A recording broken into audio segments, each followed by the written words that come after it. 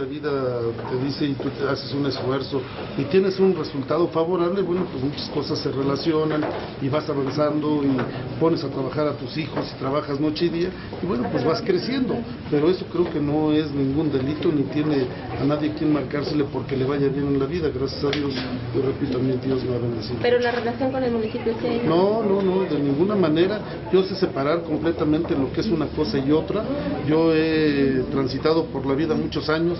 repito, Dios me ha bendecido, como para que ahora que estoy en la presidencia municipal me convierta yo en un hombre deshonesto, no me lo puedo permitir,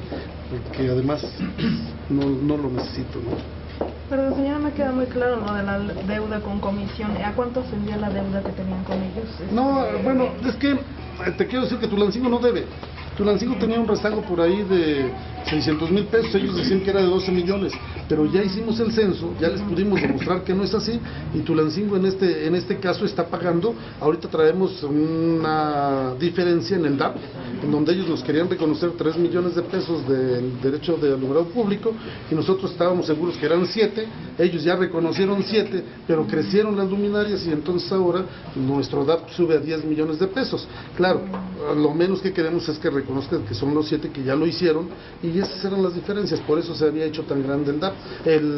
la diferencia en el gasto, pero ya Comisión Federal de Electricidad, ya hemos firmado el acuerdo, ya hemos pagado la energía eléctrica, nosotros no debemos de ningún mes,